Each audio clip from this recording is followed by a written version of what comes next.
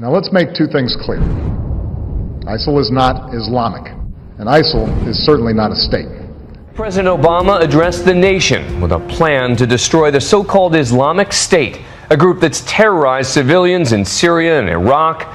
But the shocking videos of two American journalists being beheaded raise new questions about the threat they pose to the American homeland. My fellow Americans, it was a remarkable moment for a reluctant warrior. Tonight, with a new Iraqi government in place and following consultations with allies abroad and Congress at home, I can announce that America will lead a broad coalition to roll back this terrorist threat. On the eve of 9/11, President Obama announcing a new offensive on Islamic extremists in Iraq and in Syria.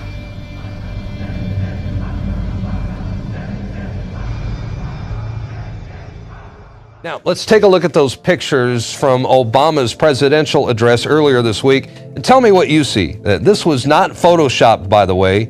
These images have appeared on Fox News, Slate, Business Insider, and the National Review, and they are now going viral.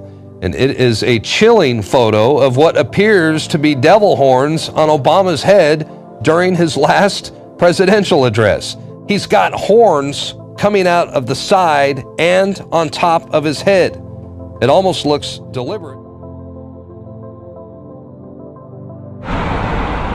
Standing tall and completely unashamed, something straight from the underworld, now exposed for Vancouver to see. It's pretty crazy. I guess nobody has any idea where it came from or what it's for. Satan standing where a statue of Christopher Columbus once stood, right off the SkyTrain line for thousands to see. A satanic black mass is scheduled for next month, and now the Catholic Archbishop of Oklahoma City is suing to stop it. Black mass that will take place here in the basement of the Civic Center. Now today, the Archbishop of Oklahoma City took a different type of action, filing a lawsuit, but the leader of the devil-worshipping organization tells us that he is not backing down. The Satanic Temple in Orange County, Florida is planning to hand out satanic children activity books at some schools. That is in response to the school district allowing a Christian group to give out Bibles.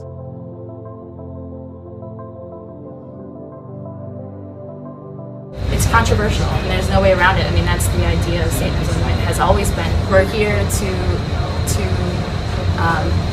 educate and be involved in our community, and not to create hysteria. Tonight, a Whitehall woman was surprised when her property manager left her a note last week telling her to take down her flag.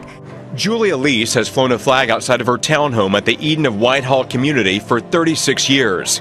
But August 20th, this retired Franklin County Sheriff deputy received a notice from her property management team telling her that Old Glory needs to be taken down. This represents my country. This is my country. God gave us this country.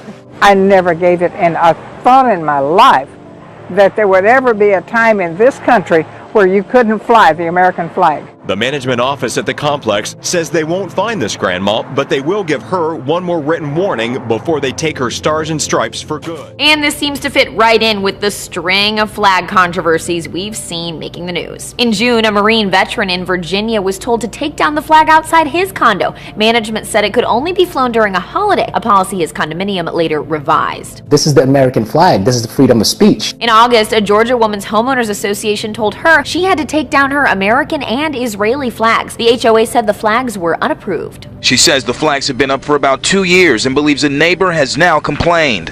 A flag flap in Umatilla after hundreds of American flags placed on the graves of veterans were tossed in a dumpster. The move has outraged many veterans who want answers from the city. Flying high over the Glendale Cemetery in Umatilla is the American flag, a symbol veterans say of honor, respect, and freedom. For over a decade, American Legion commander and Vietnam vet Carl Luedecke has been coming to this cemetery every Veterans Day, planting American flags on the graves of soldiers. But that honor was taken away when Luedecke noticed hundreds of flags went missing. The Legion later learned they'd been tossed in a dumpster. Jamie Revord was court-ordered to volunteer at the cemetery. He says a city maintenance employee in charge of upkeep at the cemetery ordered him to toss 200 American flags in a dumpster. I didn't feel right about it. You know, I'm just throwing an American flag away. That's right. To visit his daughter's high school. Now the school district is under fire trying to explain why his uniform wasn't welcome on campus. The lieutenant colonel got anything but a welcoming treat. He came to Rochester Adams High School to speak with counselors about his daughter's class schedule, but he couldn't even get inside. Before he was allowed in, the security guard stopped him and said, "Sorry, you're not allowed in the school." And the security guard told him that men and women in uniform weren't allowed because it may offend another student. By not one, but 4 different people. I can't believe they would even think like that after all they do for our country. It's crazy. With children who go to this school and also just people who live in the area appalled that this has happened. Controversy brewing in the western suburbs over public workers' rights to show their patriotism. With the anniversary of the 9/11 attacks coming later this week, 4 Maywood firefighters have been relieved of their duties for refusing to remove American flags from their lockers and helmets. And there could be more. Firefighters tell me the tension actually started with the chief ordering an American flag be removed from the inside of Fire Station 2. A new flag the firefighters had bought with their own money to replace the tattered one that had been there for 3 years. When they weren't told why, firefighters put American flags on their lockers. Then came the memo saying all decals and stickers, including flags and military stickers, be removed from lockers and helmets, no questions asked. When David Flowers Jr., the union president, wouldn't take down the Marine decal on his locker, the same locker that was his father's, a Maywood firefighter and Vietnam vet, he was relieved of duty, sent home. This weekend, right, Gavin? The rodeo is this weekend? Yeah, Sunday. There's a rodeo on television, okay? And so, you know, it's a big event. And so one network decided to air it, CBS. And a lot of people are paying advertising to put their commercials on during this big rodeo. One company, a real estate company, decided to run this ad. It was so offensive, it got pulled off the air. Watch. I pledge allegiance to the flag of the United States of America and to the republic for which it stands, one nation, under God, indivisible, with liberty and justice for all. Windermere Real Estate Tri-Cities, Kennewick, Washington. If you find that offensive, you are totally out of touch. How is with the rest of the country? No, you know what they should have done? They should have bleeped out the under God part. Then it would have been fine. Then they could have aired it. It wasn't even that part that the network found offensive. CBS said that it was too political. The phrase is only 4 words, but it has a lot of people talking. The final phrase of an airman's oath is now optional. Now, this comes after an airman took the words, "So help me God," out of his oath during a ceremony at a Nevada air base. The sense of patriotism. I love this country, and so those feelings were paramount. But immediately, and as strong as those feelings were, was the fact that I believe I'm a Christian, and I believe that this country lives under the blessings of the Almighty. The retired Air Force Lieutenant Colonel still lives by the words, "So help me God." Varner says those words shouldn't be optional in the oath. I think it's a major mistake that the military will no longer recognize that we do our duty, that we defend the Constitution of the United States, because we have a belief in the Almighty. And I think it's a sad thing to take that away. Just after the Korean War, Joseph Peterson says the Navy taught him about God and country. It took God out of the Pledge of Allegiance. We are seeing a new world order being built in the early 21st century. The United States of America has some responsibility to help lead that. We can't dictate that order, nor can any country, but we can help shape it. We face an evolving potential terrorist threat to the homeland and to the region. We would be in a state of denial if we did not say, with what's going on internationally, that the risk of a threat to us has increased. Governors Andrew Cuomo and Chris Christie and Mayor de Blasio want to ramp up their own war on terror. Australia is targeting ISIS this morning with its largest counterterrorism raid in history. More than 800 police officers arrested 15 people in Brisbane. Prime Minister Tony Abbott says ISIS planned to behead a random member of the public. The country is currently at high alert for a terrorist attack. Russia has denied it ever sent any military forces into Ukraine. In another development, the Russian Navy test-launched a new intercontinental ballistic missile. It's capable of holding up to 10 nuclear warheads. This fight against Ebola, which as of today became a military matter. As we said, up to 3,000 American military personnel will be deployed into this hot zone in Africa, all of it to combat an outbreak the World Health Organization called today, quote, unparalleled in modern times. The images from West Africa are searing. Children alone in the streets, men collapsed and left to die. With Ebola now spiraling beyond a health crisis and into a global security threat, President Obama said the United States must do more.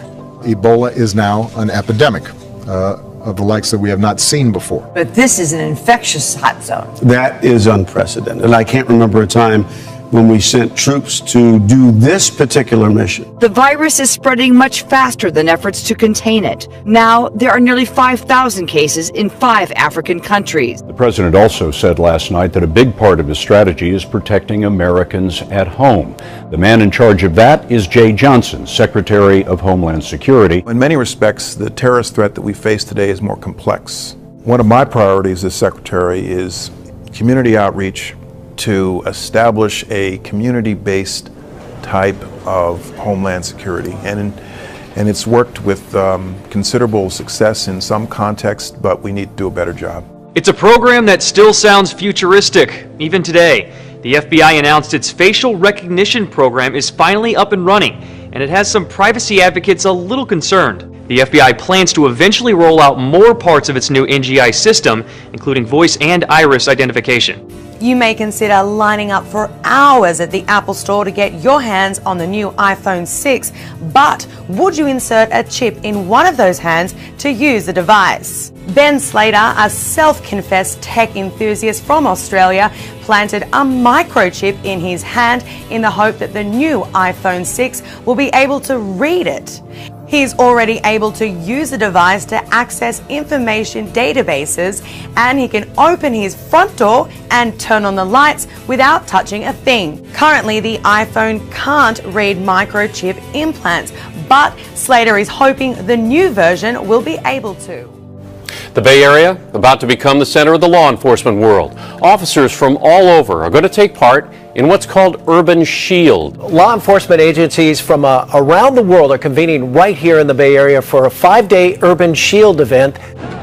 Luckily, this is only a test. Today begins the 8th annual Urban Shield, a training exercise and trade show for law enforcement officers. But the criticism now is about the militarization of local police forces. It's a flashpoint in the wake of violent images from Ferguson, Missouri, and something local officers have taken heat about as well after events like Occupy Oakland. Well, Urban Shield is an effort to further militarize police departments in Alameda County, and it's something we certainly don't need. That's Oakland civil rights lawyer and mayoral candidate Dan Siegel. Current mayor Jean Quan didn't want to address the issue and walked away. I'm just asking you a question about a major event that's going on in the city right now. Yeah. Controversial arrest. An officer caught on video punching a man several times. Now the city's top cop demands change. It's these few seconds of surveillance video that could cost the Baltimore City Police Department millions. I was shocked. I'm outraged. I'm disgusted. The video shows Colin Truss in red and Officer Vincent Kosum in a physical altercation after Truss's attorneys say the two exchanged words outside of a store on Greenmount and North Avenue. One man tells WJZ all the appeals for better relationships between citizens and cops falls on deaf ears. It's just crazy, and I don't think that communities would want to associate with police officers due to those type of acts. The NYPD's 72nd Precinct is investigating yet another case of police brutality. The video goes on to show an officer kicking a man being held down by at least 4 other officers as multiple members of the NYPD shove, hit, and threaten both vendors and bystanders.